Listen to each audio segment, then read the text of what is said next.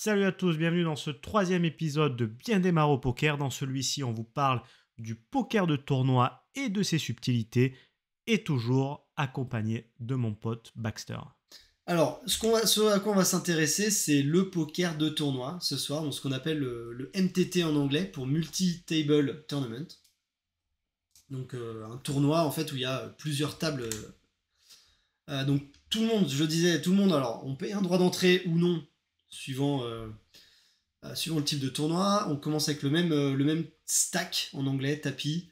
Le même nombre de jetons. Même nombre de jetons chacun. Il y a une augmentation régulière du niveau des blindes, donc c'est ce que je disais tout à l'heure sur la mise minimum qu'il faut payer avant le flop. Super explication à vendredi. Ouais, ça marche. On se revoit en HU vendredi, Yann. Salut Yann. Pour la revanche.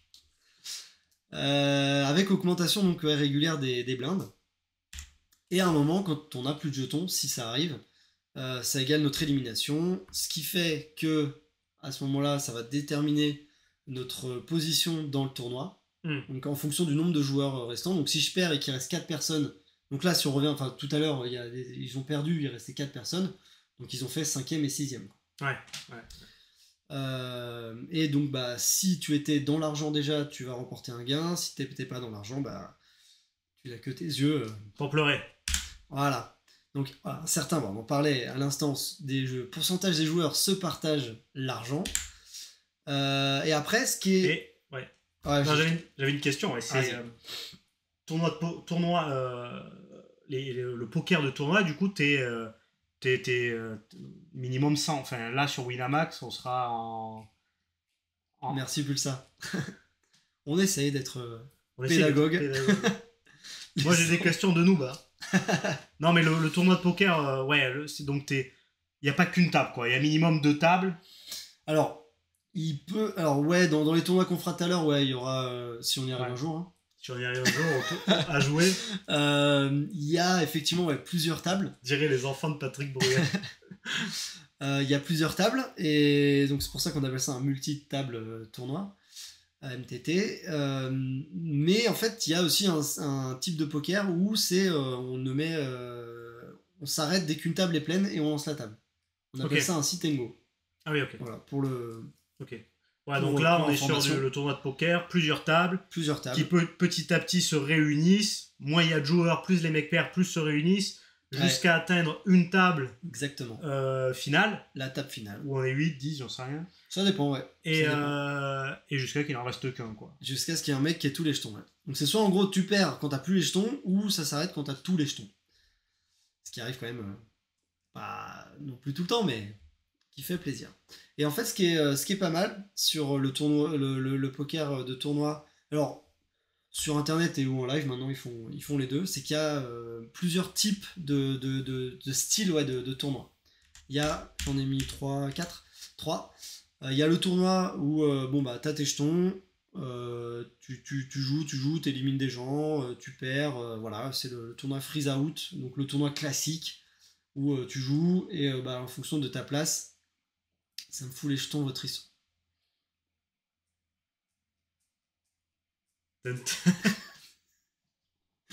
ça... en plus je peux même pas modérer parce que je suis en train de parler, donc sinon ça dégageait direct. Ça, y a pas de... donc le freeze out c'est le classique. Ouais, le classique. Après il y a les tournois qu'on appelle KO, donc KO de l'anglais pour le knockout, donc un KO comme à la boxe, sport de combat quand on est éliminé. Là en fait chaque joueur a au début du tournoi une prime au-dessus de sa tête. Et regardez qui envoie sa plus belle licorne. Oh là là, Madame Copigo. C'est bon, on a passé la slide, pas belle. On s'en est bien sorti. J'espère qu'elle ne regardera pas le replay, mais ça va durer 4h30. De toute façon, on va dire, laisse tomber. Le tournoi KO, on a une prime au-dessus de sa tête. Quand on élimine quelqu'un, on gagne sa prime. Et donc en fait, même si on n'est pas dans le pourcentage des gens qui sont payés, si on élimine des gens... Ah ouais. Ouais, ça ramène une variante, quoi. Ouais. C'est-à-dire que... Ça amène à réfléchir différemment. C'est-à-dire que si dans un tournoi, t'es 1000... Ouais. Je sais pas, tu fais 3 all-in, t'élimines 3 gars... Donc tu gagnes de l'argent sur la prime des 3 gars, Mhm. et tu te fais éliminer juste après, si tu finis 9 centièmes, il y a moyen que tu rentres dans ton... Tu peux, ouais, si t'as éliminé 3 mecs, tu peux très bien avoir récupéré ta mise de départ, ouais. Ouais, ça c'est la particularité des tournois KO. Mais ça existe pas en live. Ça existe en live, ouais. Ah, ça existe Ça en existe live en aussi. live, ouais. Ok. Ça existe en live. Petite explication sur l'Ante. Ouais, on pourrait y venir, ouais. C'est bon, ça rajoute un petit truc, mais ouais. L'Ante, c'est une mise que tout le monde doit mettre au début du coup. Ouais. Une mise, alors c'est minimum, hein. C'est vraiment par rapport à la blinde. Donc si on dit que la blinde est à 100, l'Ante par exemple sera autour de 10, tu vois. Ok. Donc, mais par contre, tous les gens de la table payent, même s'ils sont pas dans les blindes. C'est ça, ça répond ça. Bah, ça sert à les faire mecs s'endorment grossir. Ouais, c'est ça un peu. Ouais. À faire grossir le pot et à donner plus d'incentive, donner plus envie d'aller jouer, voilà, gagner les. Et quel est ce mystérieux chaos? Mystery Chaos, c'est incroyable, c'est une nouvelle variante qui est arrivée sur Internet, alors qui existait un peu en live. Ça, j'ai jamais vu. Ouais, et qui, si on peut en lancer un, c'est de la folie. Et qui est arrivé maintenant sur Internet, où en gros, donc là on joue un freeze out, donc un tournoi normal, jusqu'à l'argent. Ouais. Donc allez, 10-12% des gens restants. Et à partir de là, chaque élimination, quand tu élimines quelqu'un, tu ouvres un coffre au hasard avec une prime mystère. Et qui est basé sur quoi? Qui est basé sur un pourcentage de l'argent global du tournoi, quoi. S'il y avait 1000 personnes, chacun a mis 5 euros. Il y a une partie de ces 5000 euros qui sont redistribués dans des coffres mystères. Et donc, tu en as un, évidemment, de coffre qui est énorme. Et voilà, celui-là où tu vas te battre pour aller... Mais tu sais pas lequel c'est. Tu sais pas. Ouais, mais il y a un truc... Je trouve que c'est bizarre, ça va un peu à l'encontre du poker. Qui est très statistique. Ouais, tu vois, même le KO, il est très statistique. Tu gagnes la moitié de ce que le mec a dans sa tête. Enfin, c'est ça, ouais, c'est exactement ça. Que là, le Mystery KO, c'est complètement... Mystery KO, tu sais qu'il y a une prime. Ouais, ça force à grid, quoi. Tu sais pas de combien, quoi. Tu sais qu'il y a une prime, tu sais pas combien elle vaut. Tu peux avoir une prime. Donc là, tout à l'heure, on va peut-être relancer comme ça. Allez. Si on a fini avant 2h du matin. Faut finir le slide avant 20h30, bon. Allez, celui-là? Non, celui-là, c'est bon. Non, le... Ouf, le slideware, ah ouais, chaud. Alors après, il y a différentes structures. Donc, ce qu'on appelle les structures, c'est la vitesse à laquelle augmentent les blindes. Donc, la vitesse à laquelle change. En fait, on change de niveau de blinde tous les X minutes, certaines minutes. Donc, il y a les structures lentes, où là, on va augmenter tranquillement toutes les 8-10 minutes. Et le tournoi va avancer petit à petit. On a un peu le temps d'observer les adversaires, de jouer et de repérer quelques erreurs qu'ils pourraient faire pour en profiter.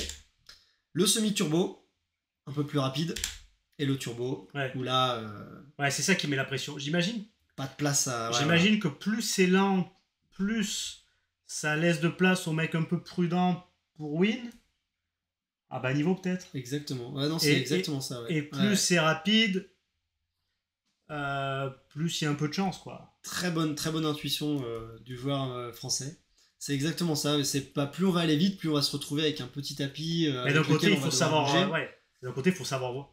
Il doit falloir jouer, être plus tenter des coups sur les turbos. Tu sais que tu vas avoir moins de coups à jouer. Aussi, Et c'est vrai que c'est deux approches du poker de tournoi qui sont différentes. On peut se dire que si on joue avec des gens très bons, autant être en turbo pour faire qu'il y a un peu plus de variance, un peu plus de hasard qui rentre en jeu. Par contre, si on est avec des joueurs moins bons, plus on va jouer avec eux, plus longtemps on va jouer avec eux, et normalement, à un moment, les jetons, ils arrivent vers toi, quoi. Si t'es meilleur, intrinsèquement. En théorie, évidemment. Et après, les buy-in, donc c'est le droit d'entrée à un tournoi, parce on paye un droit d'entrée, on nous donne des jetons. Sachez qu'il y a beaucoup de tournois gratuits qui existent, donc qui peuvent justement vous permettre de vous faire les dents sur des quelques conseils stratégiques que peut-être un jour ce soir on vous distillera.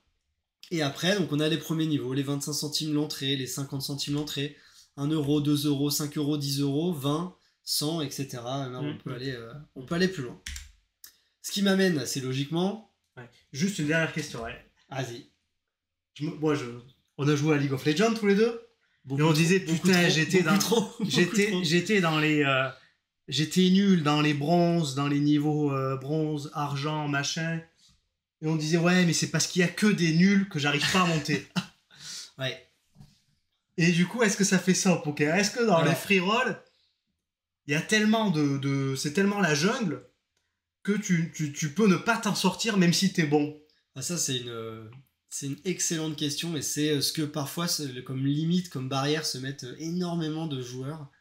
C'est un peu l'excuse du nul aussi. C'est de se dire, voilà, l'autre il fait n'importe quoi, il me bat avec son valet 2 qui trouve brelan au flop, toute ressemblance avec un coup réel serait fortuite.